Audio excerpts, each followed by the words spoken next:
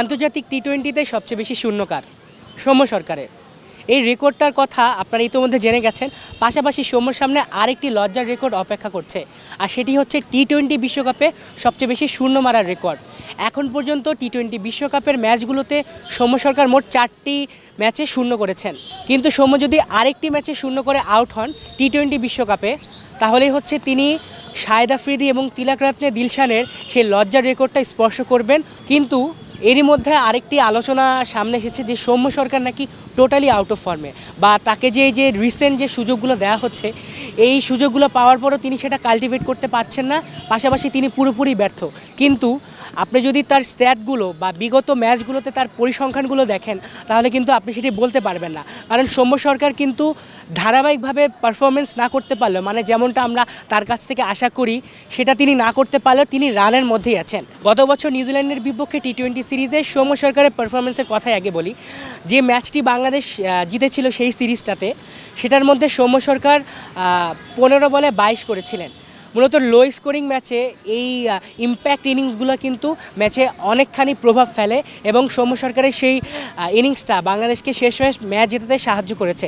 সেই ম্যাচে লিটন দাস মূলত প্রথম থেকে শেষ পর্যন্ত ছিলেন, এবং সেই কথাটাই বলা হয়। কিন্তু সৌম্য সরকার যে 15 বলে 22 করেছিলেন, পাশাপাশি তিনি যে ইস সৌদিকে ছক্কা এবং 4 হাঁকিয়েছিলেন, এবং সেই দুটাই মূলত ম্যাচটির কমপ্লেকশন চেঞ্জ করেছিল। যেমনটা হয়েছিল শ্রীলঙ্কার বিপক্ষে তাওহিদ হৃদয়ের 3টি 6, সেটা যেভাবে ম্যাচের টার্নিং পয়েন্ট ছিল, সৌম্য সরকারের নিউজিল্যান্ডের বিপক্ষে 15 বলে 22 রানের ইনিংসটাও কিন্তু ম্যাচের টার্নিং পয়েন্ট ছিল।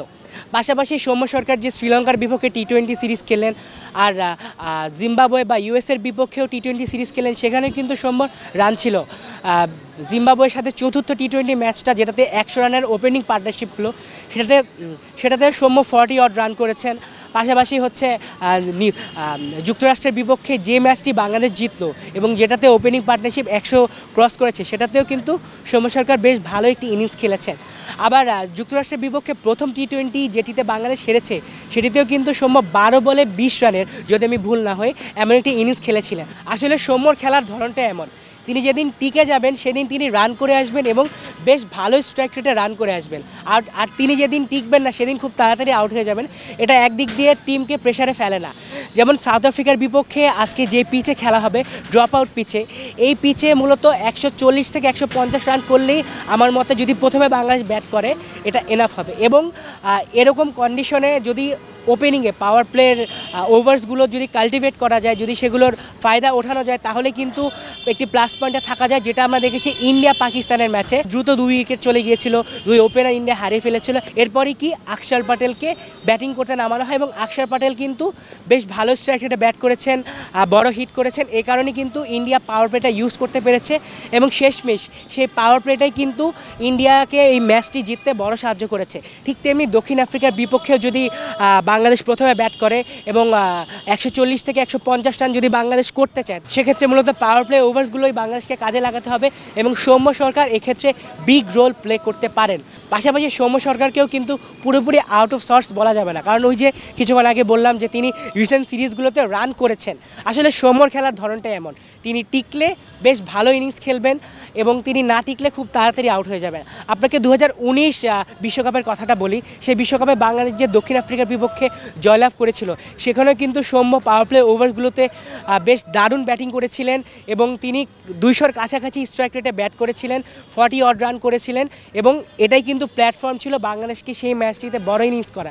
আজও দক্ষিণ আফ্রিকার বিপক্ষে ম্যাচ রয়েছে, এবং আপনাকে যদি গত টি-20 বিশ্বকাপের একটি ম্যাচের কথা বলি, দক্ষিণ আফ্রিকার বিপক্ষে ম্যাচটা, সেই ম্যাচটিতেও কিন্তু দক্ষিণ আফ্রিকার 200+ রান টার্গেট দিয়েছিল, কিন্তু সৌম্য সরকার শুরুতে কিন্তু 2টি 6 মেরেছিলেন। সৌম্য সরকার এখনও অবধি টিমে টিকে আছেন, এ কথাটা আপনারা বলতে পারেন, কিন্তু তিনি সুযোগ পাওয়ার পর যে ইনিংসগুলো খেলেছেন সেগুলো কিন্তু ইম্প্যাক্ট ইনিংসই ছিল। মূলত শ্রীলঙ্কার বিপক্ষে যে টি-20 সিরিজের দ্বিতীয় ম্যাচটা বাংলাদেশ জিতেছিল, সেখানে কিন্তু সৌম্য বেশ ভালো একটি স্টার্ট দিয়েছিলেন, কিন্তু লিটন দাসের সাথে তিনি বেশ ভালো একটা শুরু করেছিলেন, এবং ম্যাচটি জিততে সেটিও সাহায্য করেছিল। আরেকটি কথা আপনাকে বলে রাখি, সৌম্য সরকার কিন্তু এই বিশ্বকাপের বাকি ম্যাচগুলোতে বাংলাদেশের ট্রাম্প কার্ড হতে পারেন। যেমন যতগুলো ম্যাচ রয়েছে, বা যদি বাংলাদেশ সুপার 8-এ খেলেও, সেক্ষেত্রে যদি সৌম্য সরকার 2টি বা 3টি ম্যাচেও ভালো স্টার্ট দিতে পারেন, তাহলে কিন্তু সৌম্য সরকার নিজের কাজটি করে ফেলেছেন। কারণ সৌম্যকে মূলত দলে রাখা হয়েছে ইম্প্যাক্ট পারফরমেন্স করার জন্য। টি20 ফরম্যাটটাই এরকম, এখানে মূলত যে ওপেনার দুইজনই থাকবেন, সেই দুই ওপেনারেরই কাজ থাকবে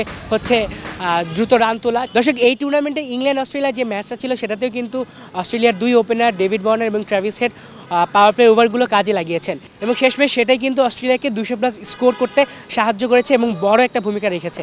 সেক্ষেত্রে দক্ষিণ আফ্রিকার বিপক্ষে আজকের ম্যাচটি যদি বাংলাদেশ জিততে চায়, অবশ্যই সৌম্য সরকার এবং তাজিদ তামিমকে পাওয়ার প্লের ওভার্সগুলো কাজে লাগাতে হবে।